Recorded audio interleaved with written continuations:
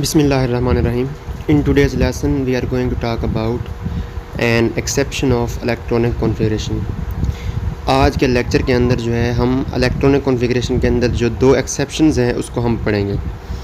Normally जो है electronic configuration क्या होती है, अगर हम इलेक्ट्रॉनिक कॉन्फ़िगरेशन की डेफिनेशन देखें तो वो ये है, the arrangement of electrons in atomic orbitals in the increasing order of their energy. यानी एटॉमिक ऑर्बिटल्स के अंदर इलेक्ट्रॉन की फिलिंग किस तरह हम फिलिंग करते हैं, बढ़ती हुई एनर्जी के मुताबिक। यानी सबसे पहले इलेक्ट्रॉन कम एनर्जी वाले ऑर्बिटल के अंदर जाते हैं, फिर उससे ज़्यादा और फिर उससे ज़्यादा के अंदर। लेकिन ये वाली जो दो मिसालें हैं ये हमारे पास एक्सेप्शंस हैं। हम देखते हैं कि किस तरह जो है हम ये एक्सेप्शंस हैं। फ़र्स्ट ऑफ़ ऑल हम जो है क्रोमियम को देखते हैं। क्रोमियम है, इसका एटॉमिक नंबर है 24। सो नॉर्मल इसकी इलेक्ट्रॉनिक कॉन्फ़िगरेशन जो है वो किस तरह होनी चाहिए थी, यानी किस तरह हमें इसकी इलेक्ट्रॉनिक कॉन्फ़िगरेशन जो है वो प्रिडिक्ट करनी चाहिए। तो किस तरह हम इलेक्ट्रॉन फिलिंग करेंगे, इलेक्ट्रॉन की फिलिंग जो है ऑर्बिटल्स की एनर्जी के मुताबिक होगी। सबसे पहले कम एनर्जी वाले ऑर्बिटल के अंदर, तो सबसे कम एनर्जी जो है वो है 1s की, फिर है 2s, इसके बाद है 2p, फिर है 3s, फिर है 3p, फिर है 3d और फिर है 4s। तो 1s के अंदर जो है मैक्सिमम 2 इलेक्ट्रॉन जा सकते हैं। सो इसके अंदर 2 इलेक्ट्रॉन जाएंगे, 2s के अंदर भी 2 इलेक्ट्रॉन जाएंगे, 2p के अंदर 6 इलेक्ट्रॉन, 3s के अंदर 2 इलेक्ट्रॉन, 3p के अंदर 6 इलेक्ट्रॉन। तो अब टोटल हमारे पास कितने हो गए हैं, 2, 4, 10, 12, 18। सॉरी, यहाँ पर जो है 3d से पहले जो है यहाँ पर हमारे पास 4s आता है, 4s and 3d। So we have 2, 4, 10, 12, 6, 18 and 2, 20 और बाकी हमारे पास बच गए हैं 4 इलेक्ट्रॉन। 4 इलेक्ट्रॉन को जो है इन डी के अंदर जाना चाहिए। देखें, ये तो है नॉर्मल जो है जो प्रेडिक्टेड कॉन्फ़िगरेशन है वो है, लेकिन एक्चुअल में जो है कॉन्फ़िगरेशन ऐसे नहीं होती। एक्चुअल के अंदर क्या होता है कि 4s में से एक इलेक्ट्रॉन जो है वो प्रमोट हो जाता है 3d के अंदर। सो 3d के अंदर 5 इलेक्ट्रॉन जाते हैं और 4s के अंदर 1 इलेक्ट्रॉन हो जाता है। देखिए ऐसा क्यों होता है। अगर हम यहाँ पे देखें तो 3d के अंदर जो है 4 इलेक्ट्रॉन हैं, और आप जानते हैं कि ऐसे ऑर्बिटल्स जिनके अंदर जो है जो फुली फिल्ड ऑर्बिटल्स हों या फिर हाफ फिल्ड ऑर्बिटल्स हों वो स्टेबल होते हैं। सो ना तो ये वाला ऑर्बिटल फुली फिल्ड है और ना हाफ फिल्ड है, सो ये अनस्टेबल है। अनस्टेबल होने की वजह से इस ऑर्बिटल ने क्या करना है, 1 इलेक्ट्रॉन हासिल करना ताकि ये स्टेबल हो जाए। तो अब ये कैसा करेगा, अब बाहर से इलेक्ट्रॉन तो ये हासिल कर नहीं सकता, सो ये क्या करेगा, ये वाला 4s वाला जो 2 इलेक्ट्रॉन्स हैं इनमें से 1 इलेक्ट्रॉन जो है वो ले लेगा। सो इसके अंदर जो है 3d के अंदर जो है अब 5 इलेक्ट्रॉन हो जाएंगे। देखिए एक रूल है इलेक्ट्रॉनिक कॉन्फ़िगरेशन का, जो एग्जैक्टली मुझे अब याद नहीं कौन सा है, कौन सा रूल है या पोल एक्सक्लूजन प्रिंसिपल कौन सा है, इनमें से एक कहता है कि भाई अगर हमारे पास डीजेनरेट ऑर्बिटल्स हों तो उनके अंदर इलेक्ट्रॉन जो हैं वो अनपेयर्ड रहते हैं।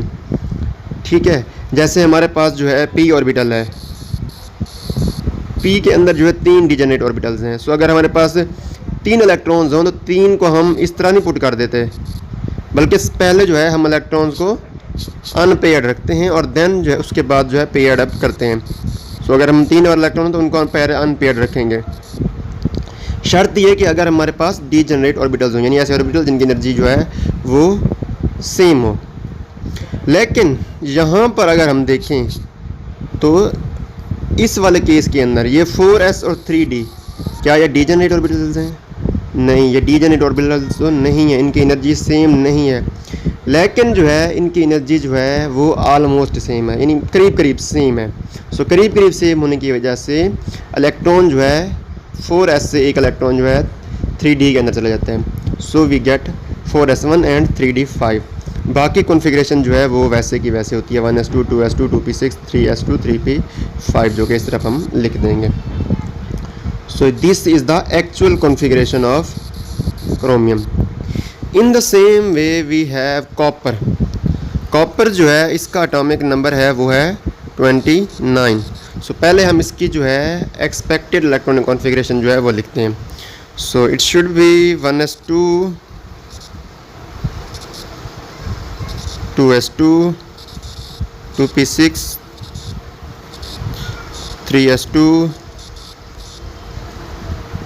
3p6, 4s2, 3d, 2, 4, 10, 12, 6, 18 और 2, 22। 18 2 20, बाकी बच गए 9 इलेक्ट्रॉन। सो इसके अंदर 9 इलेक्ट्रॉन जाएंगे as predicted from the rules. तो अब देखें डी जो है इसके अंदर 9 इलेक्ट्रॉन्स हैं। पीछे मैंने पढ़ा चुका हूँ कि ऑर्बिटल स्टेबल होते हैं जब इनके अंदर हाफ फिल्ड, जब ये हाफ फिल्ड हो या फुली फिल्ड हो। तो ये डी अब हाफ फिल्ड नहीं है क्योंकि इसके अंदर टोटल 10 इलेक्ट्रॉन आ सकते हैं, यहाँ पे इसके अंदर 9 हैं। ये फुली फिल्ड भी नहीं है, हाफ फिल्ड भी नहीं है, सो दिस इज़ अनस्टेबल। अनस्टेबल होने की वजह से ये वाला ऑर्बिटल जो है एक इलेक्ट्रॉन जो है इस 4 से यानी 4s से जो है एक इलेक्ट्रॉन प्रमोट हो जाएगा 3d के अंदर।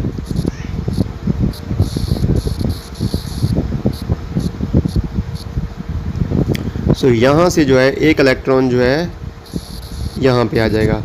इन सब के पास हमारे सब के अंदर हमारे पास जो है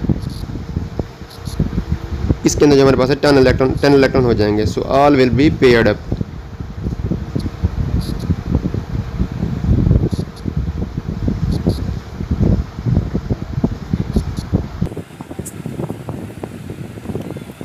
सो एक्चुअल जो इलेक्ट्रॉनिक कॉन्फ़िगरेशन है कॉपर की वो ये वाली है 4s1 एंड 3d10, यानी 4s से एक इलेक्ट्रॉन जो है प्रमोट हो गया है 3d। ऐसा इसलिए हुआ क्योंकि 4s और 3d जो है इनकी एनर्जी आलमोस्ट सेम है। एनर्जी सेम होने की वजह से इलेक्ट्रॉन जो है आगे प्रमोट हो गया है ताकि वो अगले ऑर्बिटल को जो है वो स्टेबल कर सके।